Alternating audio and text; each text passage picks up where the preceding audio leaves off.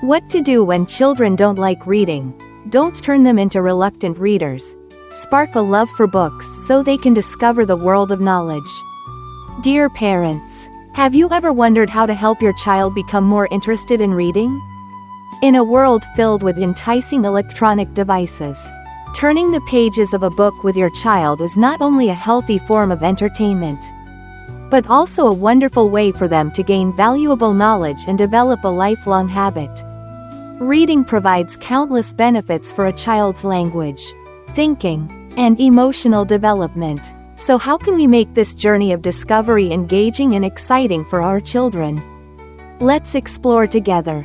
In today's discussion, we'll look at the reasons why some children are not yet enthusiastic about reading. And more importantly, explore practical, relatable ways for parents to ignite a passion for books in their kids. We'll talk about the importance of parents setting a good example, the power of reading together, respecting your child's personal interests, turning any space into a reading-friendly environment, and tips for supporting children from their first steps with letters to independently exploring the world through stories. And most importantly, how to keep reading as a source of joy, not pressure. Why some children aren't interested in books, and how to spark their curiosity. Let's start by understanding, why do some children seem uninterested in books? Are there hidden reasons behind their indifference? Each child is a unique individual, with their own way of learning and processing information. That's why some naturally gravitate towards books, while others don't. Your child may think reading isn't as fun as playing games. Or perhaps they struggle with decoding words, making reading feel like hard work. Sometimes, they simply find the books offered to them boring or haven't yet discovered the right one that matches their interests. Understanding these barriers makes it easier to address them, and to make reading more enjoyable. Over time, this helps children build a love for books, develop a solid reading habit, and approach learning with more ease. Parents as role models, planting the seed for reading habits. So what's one of the most effective ways to start this journey? Ask yourself, how often does your child see you with a book in your hands? Children have an incredible ability to imitate the behaviors of adults, especially their parents. If your child rarely sees you reading, it's unlikely they'll develop the habit on their own.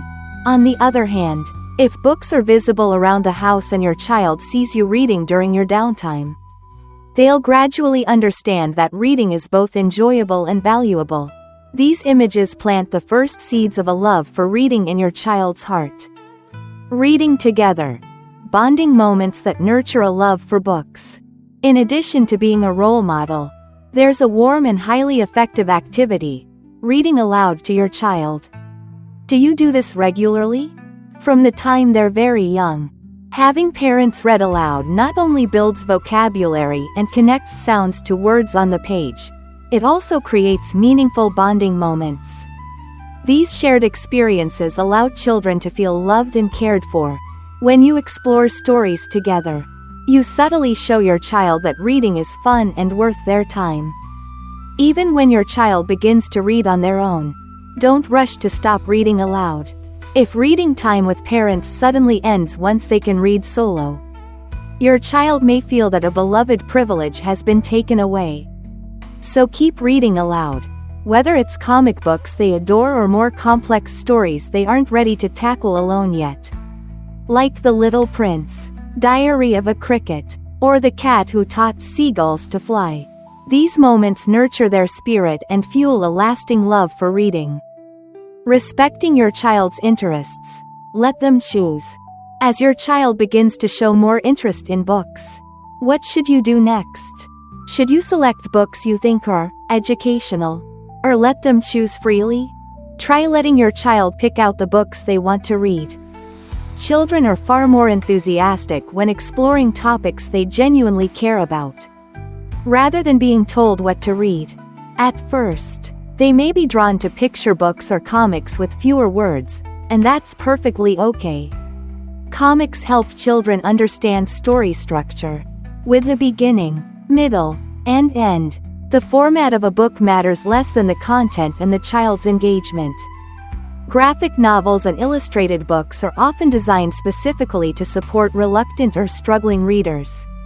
Many of them have high literary quality and have won prestigious awards.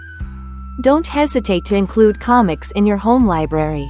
And don't dismiss your child's excitement for them.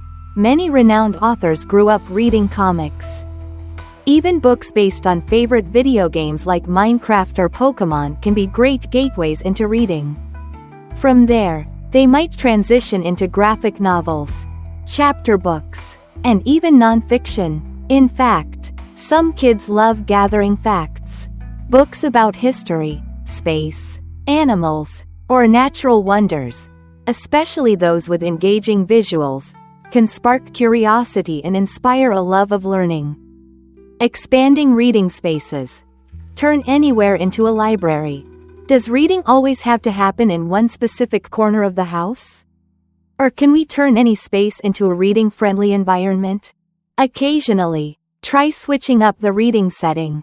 A visit to the library or bookstore, filled with new and intriguing titles, can refresh your child's interest. Sometimes, familiar spaces like the living room or bedroom are associated with play and may not feel like the right environment for reading. Also, show your child that reading isn't limited to books. You can read menus at restaurants, signs on a walk, or movie titles on posters. When your child realizes that reading is everywhere, it becomes more natural and less like a task. Turn reading into a game. Make learning fun. How can we make learning letters and stories feel light and fun? Can reading be turned into a game?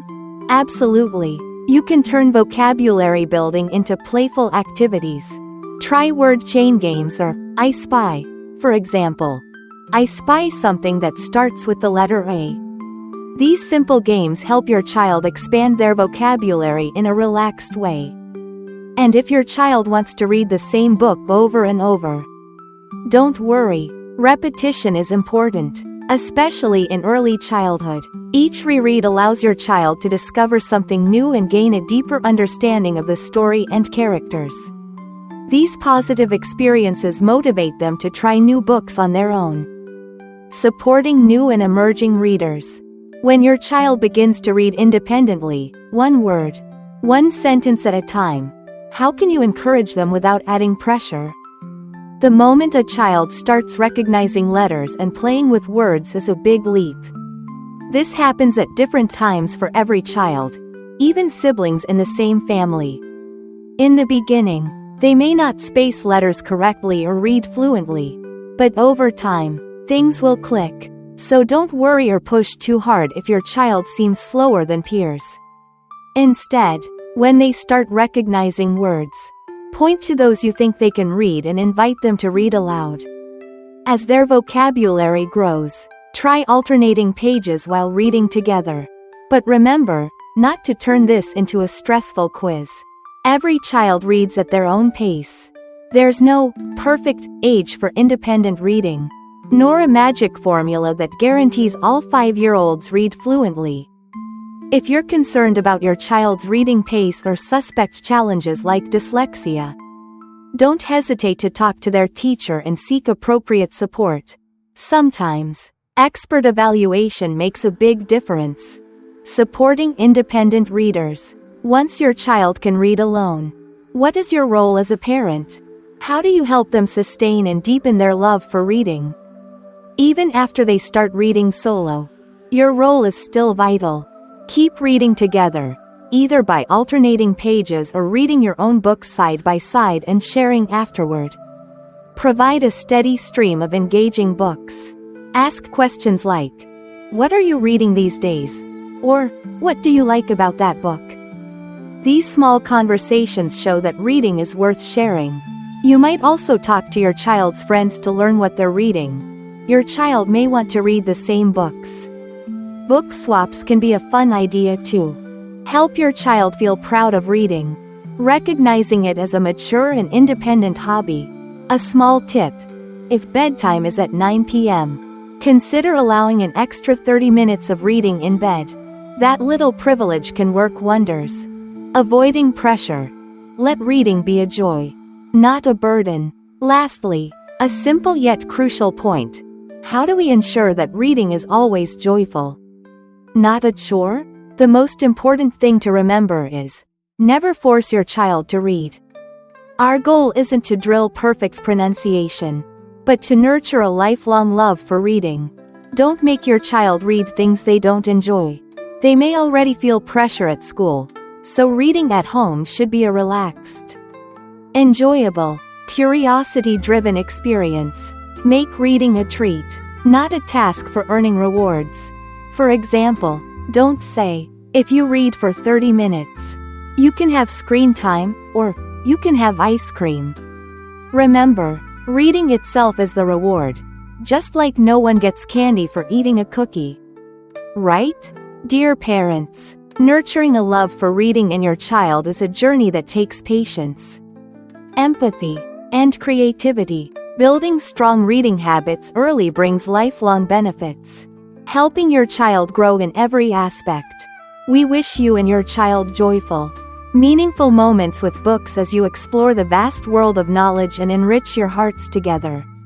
Let's help every book become a beloved companion for your child.